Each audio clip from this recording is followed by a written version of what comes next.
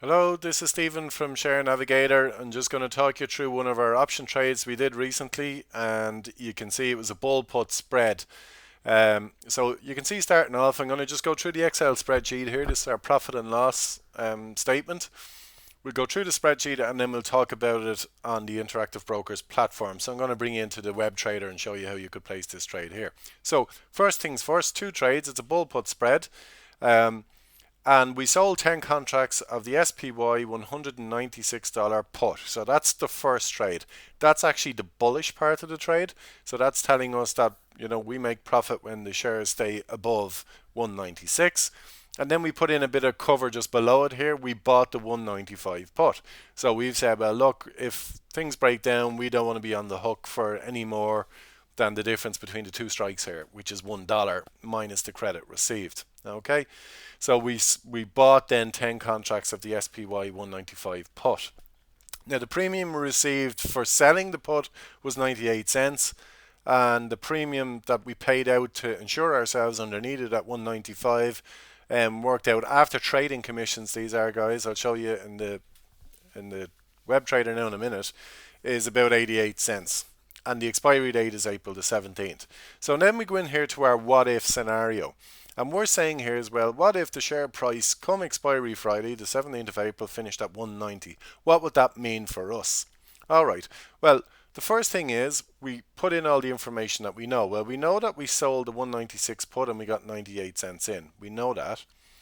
We know then that we bought something in order to insure ourselves for the 195 strike. And that was after commissions was, let's call that 88 cents. All right.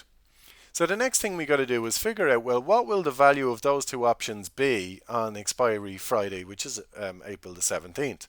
Well, if the shares drop to 190, that would mean that the value of the 196 put would be $6. Now, that's not something we own. We sold it, so it's a negative for us. So it's minus $6. Then we work out the value of the 195 put. We do own this. That will have $5 of value in it. So you must be asking, where are we getting $5? That's the in the money value of the option, or the real value of the option. So if you think about a put option, it allows us to sell back to the market SPY at 195. Well, if SPY is trading at 190, that means there has to be $5 worth of value in this particular option.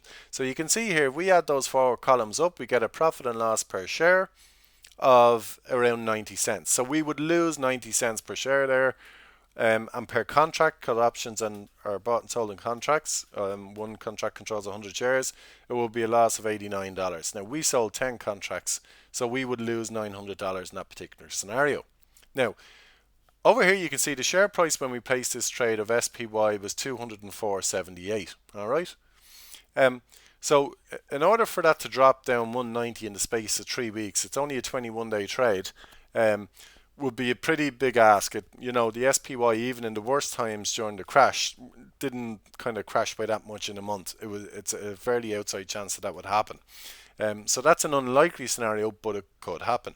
So we do these probabilities for every particular outcome that we think is possible. So I did it from 190 right up to 205, and I worked out the profit and loss all the way along. And as you can see from our profit and loss, our worst case scenario is we could lose $895, and our best case scenario is we can make $104.10. And you will find the $104, it's just the difference between the premium we received. So the premium we received and the premium we paid out. So let's get back over here to a summary of that trade then. The share price of SPY at the time of placing the trade was 204.78. We risked $895, our maximum potential loss. Our reward after trading commissions will be $104. So that's the equivalent of an ROI of about 12%. When I placed this trade, the probability of winning was about 86%, and the trade time was only 21 days. So that's a really good trade, making 12% in about 21 days. Our break even here is 195.89. How do I get my break even? Well, you take the credit you received, your total credit, so it's 98 minus 87.59, which let's call that 11 cents just to make the numbers easy, and you take that away from your short strike price. So 196 minus 11 cents is about 195.89. Alright, so that's how we get our break even there. Our downside leeway in terms of dollar amount is about $9. So the share price of SPY could fall in 21 days over 4% and we would still make our full profit in this particular trade. So this is just all of these profit and loss outcomes put onto a chart here. So you can see here, once we stay a bit above this 195.89, we're going to be in profit here in this particular trade. When it drops below it, our maximum loss, as we know, is 900. So that's the beautiful thing about these bull put spreads, is that you know your maximum loss going in, you know your probability of success. Couple of things in these type of trades. The reason you place a bull put spread is when volatility is high. That's really important. A lot of people make mistakes of putting on a bull put spread when volatility is low. It means you're not getting enough premium in the door for your probability of success. So make sure volatility is high relative to where it has been in the past. Very quickly, we're going to show you how we place this trade on the platform. So if you come down here, you will see here's our bull put spread. Here's our 196 and 195. This has been on a while, so you can see we sold 10 contracts of the 196. We bought 10 contracts of the 195. This is the current value of them, 40 cents and 33. And when we sold this, it was worth 98. So you can see here we've made 58 cents on this because it's reduced in value, and this one is increased in value.